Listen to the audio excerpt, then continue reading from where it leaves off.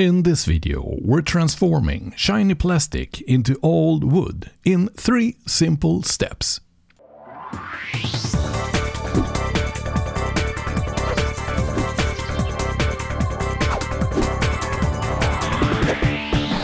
Hello and welcome to a video tutorial in which we will transform shiny plastic into torn old wood. This video is sponsored by Model Railroad Academy. Model Railroad Academy is an online resource where you can find Model Railroad inspiration, tips and ideas. It's also a community of like-minded Model Railroad enthusiasts where you can learn various tips and techniques which you can apply on your layout. As a member of Model Railroad Academy, you gain access to their huge library of step-by-step detailed instruction videos. Whether you're a beginner or a master modeler, their aim is to provide new methods, tips and information independent on what level you're at. The first 1,000 of you viewers who go to Model Railroad Academy and sign up for a premium membership gets this for 12 months at only $1.49. So get over to Model Railroad Academy and get signed up for your premium membership. Here we're going to start to transform the plastic into wood. So here's the structure I'm going to work with. It's a compressor house in HO scale, but they look like this, all of them. They're shiny plastic, either they're 3D printed or if they come in a kit from the manufacturers. And the first step we're going to take is to create a wooden surface structure on top of the plastic. And for that I'm using an old saw blade from a figure saw, and with this blade I'm creating vertical streaks, so I'm kind of engraving vertical patterns into the planks all around the building. Now with a wooden texture in place we're gonna paint it, and you can do this either with an airbrush or with a flat wide paintbrush. This paint I'm holding here is a dark brown paint, and with the dark brown I'm painting the lower part of the structure, so the base of the structure. So here I'm just giving it a spray, and then from the top I'm going to coat with this one. It's a flat earth. This is a light brown color, and I'm coating all the way down to the dark brown, so I get the kind of a transition between these two brown colors. And if you're painting with paintbrush, do all of the painting while the paint's still wet. Next step is to create that characteristic black and white transition. And for that we're using oil paints. So these are 2 artist oil paint, black and white. I'm putting a drop of the black and the white paint on a piece of bathroom tissue so the tissue can soak up the linseed oil from the paint. Odderwise there's a risk that the paint will never dry, or at least it will take an eternity. I then cover the entire building, all the surfaces, with odorless turpentine, and then I start to add black from the bottom of the building.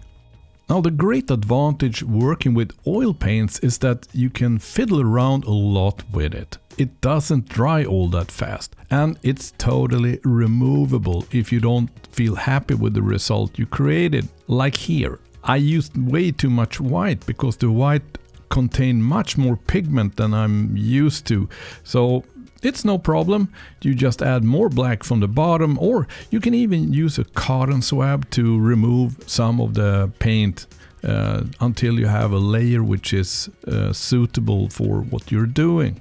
When you feel happy with the result, leave this to dry overnight.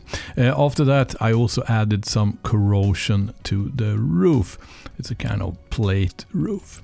And I want to say a big thank you to Peter Stemple, one of my patrons, who presented this method. There's a Discord chat channel available for patrons on $20 level.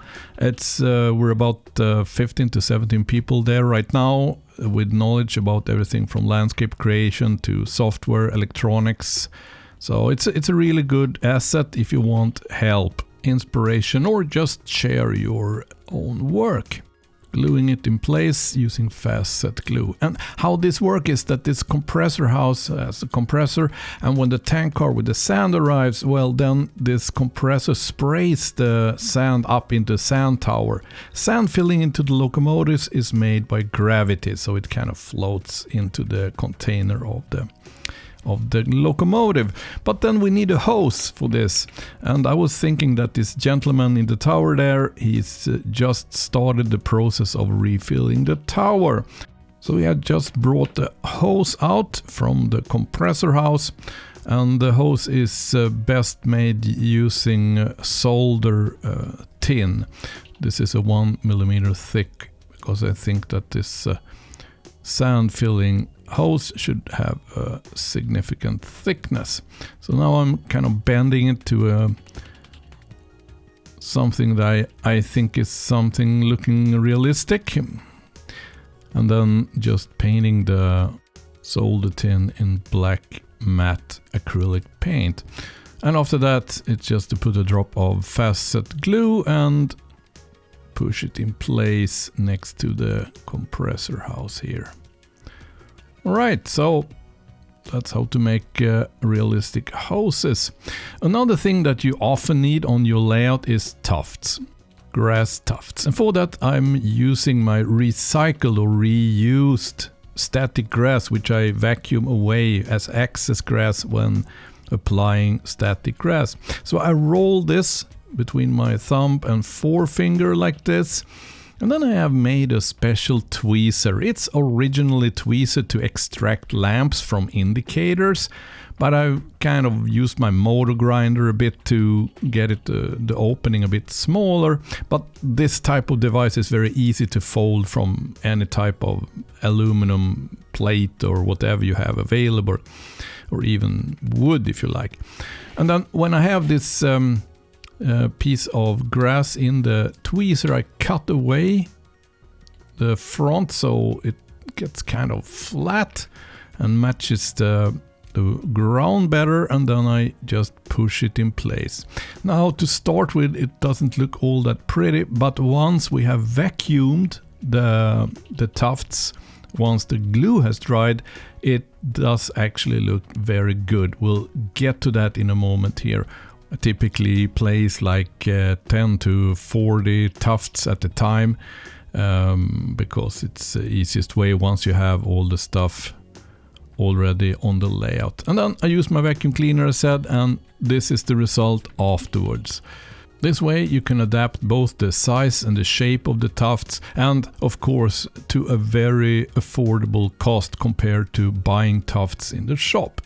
Now we're also going to do something about this surface, because it's visible in every intro and outro of my videos. So first thing we need to do is to continue on the stone wall I created in a previous video here. So I take a piece of styrofoam, then adding another piece on the outside to recreate the same pattern as I had on the rest of the wall. And then I do the engraving of stones using a small file. And I use a steel scale as a reference to maintain the same stone size I had in the main wall. And then I am painting this with the same type concrete colors I used on the main wall. And then I glue it in place. Now we're gonna add static grass to this otherwise just brown painted area. And the first step in that is to add glue on the surface. This is Noch grass glue, but you can also use PVA glue, wood glue for that. And then of course you use the static grass applicator, put the grass in place, whatever color and length you like. And after that I put a sock over the nozzle of my vacuum cleaner and vacuum away the excess grass. Now you see I'm moving the nozzle up and down, and that's because if you're vacuuming the area where you have glued the grass, you will actually lay the grass down if you vacuum from, say, left to right. So it's better to have a kind of vertical movement of the nozzle when moving over the glued areas. Also gonna ballast, this stub and track here, which is used for wading tracks for locomotives. And I'm using my regular ballasting method here, using a dispenser to distribute the ballast and then knock with a paintbrush on the rails to compress the ballast, and then vacuum excess ballast away with a vacuum cleaner, and then do some extra work with a paintbrush to get the perfection in. And then I mist the entire area with isopropanol. The purpose of that is to reduce the water tension, because in the next step I use my eyedropper to apply the glue.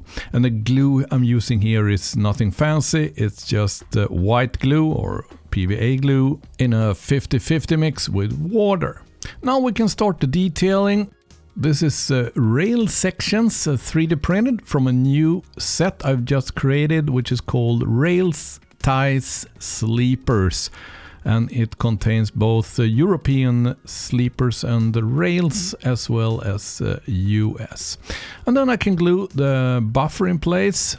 I weather it somewhat using pan pastel, 2 different shades of corrosion here, and pan pastel powder is applied using a makeup applicator like this. I can add some here on the rails too.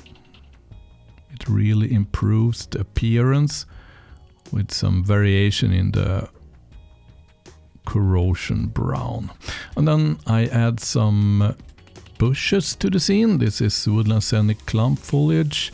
And lastly, I'm spraying the rail sides with burnt umber brown acrylic paint.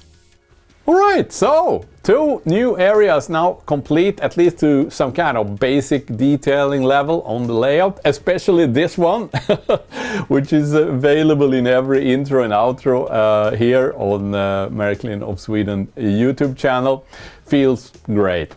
I hope you have some good takeaways from this, making tufts, turning plastic into old wood appearance.